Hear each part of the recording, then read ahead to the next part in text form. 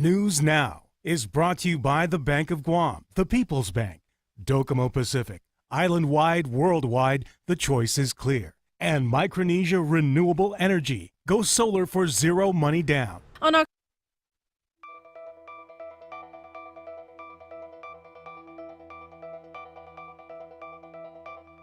From the Pacific News Center in Hagåtña, Guam, here's Clint Ridgell and Janella Carrera with Betsy Brown and Roselle Romanes.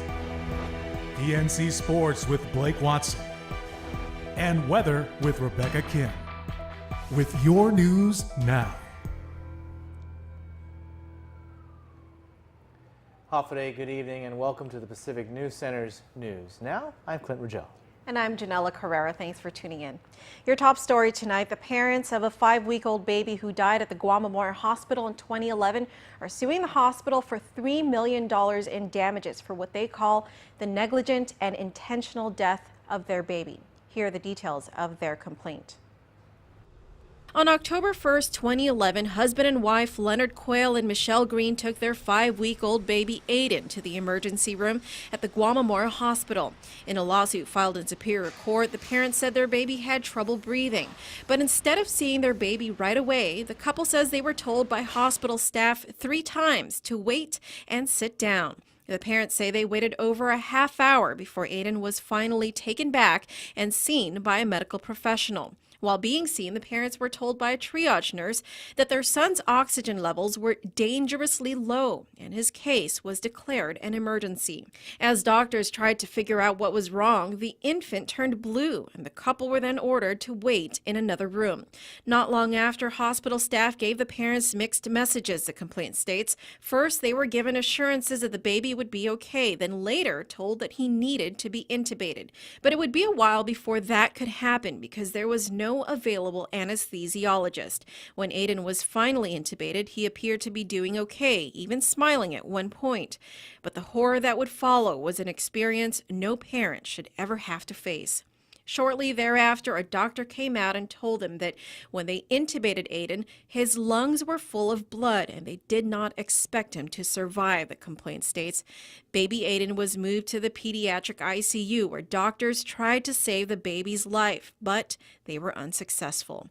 The doctors told Michelle and Darren that they had to let Aiden go, the lawsuit says.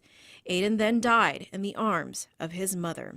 The couple first filed their claim with the hospital in November of 2012. They finally took the complaint to Superior Court in September this year. In their claim for relief, Quayle and Green alleged that healthcare professionals at GMH, quote, failed to recognize that a 5-week-old baby was in critical condition and in need of immediate evaluation and treatment, and that they failed to intubate, administer antibiotics, and move Aiden to the pediatric ICU in a timely manner. In fact, they point out over an hour and a half had passed before Aiden was intubated, and nearly 3 hours had passed before Aiden was prescribed any antibiotics. The parents believe that if their son had received the proper and timely medical care they sought, Aiden could have lived. But the mental and emotional injury they suffered doesn't stop there. In follow-up meetings with hospital staff, the grieving parents seemed to be blamed for their baby's untimely death. The mother was allegedly told that the baby got sick because Michelle took him out in public, which she should not have done, the complaint says. Further, rather than explaining to Michelle and Darren the reason their baby's treatment was delayed for so long, Dr. Espinola told them that the cause of death was pneumonia, and that their baby died because, quote, Michelle missed the signs of her baby's illness because she was a first-time mommy. Again, the parents are seeking damages of $3 million plus funeral expenses, $1 million for their son's alleged wrongful death, and $1 million for each parent for their emotional suffering. GMH spokesperson June Perez could not comment on the case because it's in court and because of HIPAA laws. Police announced that they're seeking the public's help for any information about Saturday's hit and run that killed 3 teens. However, Nate Winnis from the Micronesian youth group Nate Wind Foundation says police are not doing enough to find the suspect. PNC's Roselle Romanes has more in this report. Since Saturday's hit and run that killed 3 young Micronesian ladies, Nate Winnes, founder of the Micronesian youth group Nate Wine Foundation, says they are doing everything they can in their power to bring justice to the victims and to help ease the pain for the families. He says that living in the area where the accident took place, he is close to many people there. Winnes tells PNC that he knows someone that confessed to the crime. He says he called the Guam Police Department Dedido precinct where an Officer Guerrero answered the phone. This is the reply he got. I received some information about who the driver might be. Oh, we already have the suspect. Excuse me. I'm trying to tell you something. I know that this guy cried to me that night and confessed that he was the driver. Of course, hello, they're confessing. Go to those people and tell them, ask them more questions. I mean, what if you have this guy that you guys, apparently say that you guys have a suspect? What if that's not the same guy? And then what if the real person, the real suspect, flies? Winnes says police should take everything in consideration or else they might put the wrong suspect behind bars. What is the family going to do? And I don't think the police is going to be like, oh, this is our fault.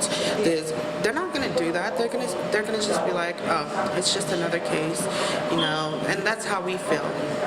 Because we've had so many people die in, auto pedestrian accidents. Winnes says he feels that because the victims are Micronesian, authorities aren't giving them the respect they deserve or that they are not being helped the way others are being helped. He sends a message to the Micronesian community, especially to the youth, to never give up. If no one stands up for these 3 girls, I know that no one's going to do anything anymore. The Nate Wine Foundation will be holding a candlelight vigil in honor and remembrance of the 3 victims, Cherica Gallen, Sally Santos, and Julia George. Winnes says the invitation goes out to everyone. The candlelight vigil will be held at the accident site this Saturday. For more information, visit Nate Wine Foundation's Facebook page. Rosal Romanes, PNC News. In response to Winnes, GPD spokesman Officer AJ Balhaja says if anyone feels that an officer is not taking their information seriously or into consideration, they can file a complaint with Internal Affairs or talk to the commander of that precinct. In regards to the hit-and-run victims, the autopsies conducted today revealed that Sally Santos died from a broken neck and a laceration to her liver. Julia George died from a fractured skull, broken neck, and laceration to her liver as well. Guam Fire and Rescue authorities responded to yet another drowning-related incident down in Tumon this week.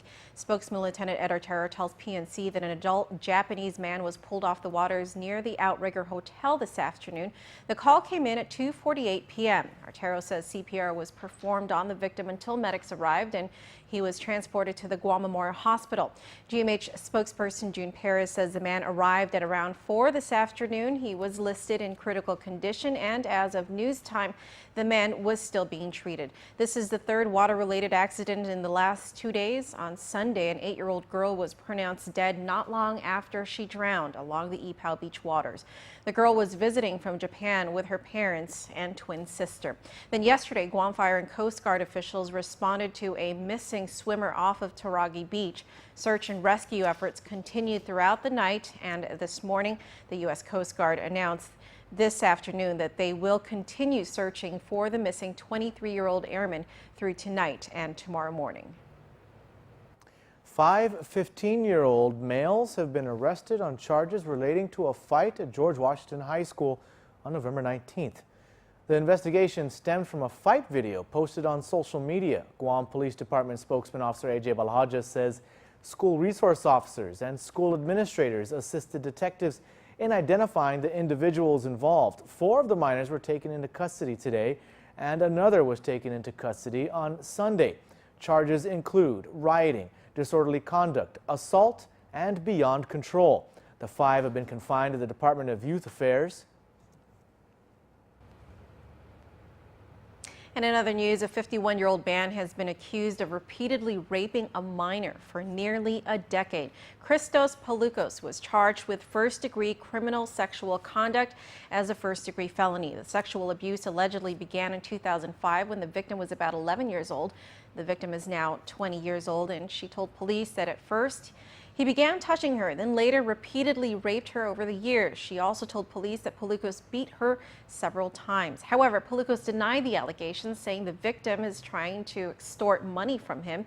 The victim did admit to police that she had previously signed an affidavit saying Pelucos had never sexually assaulted her, but she says that was part of a civil suit that she was not a party of. Meanwhile, another man was arrested also for rape in a separate case. 21-year-old Franklin Finnick is accused of raping a 12-year-old girl. The victim told her mother and police that although she was scared of Finnick, she believed he was in love with her. Finnick denied raping the minor and told police that he was actually dating the victim's sister. Finnick was charged with first-degree criminal sexual conduct as a first-degree felony.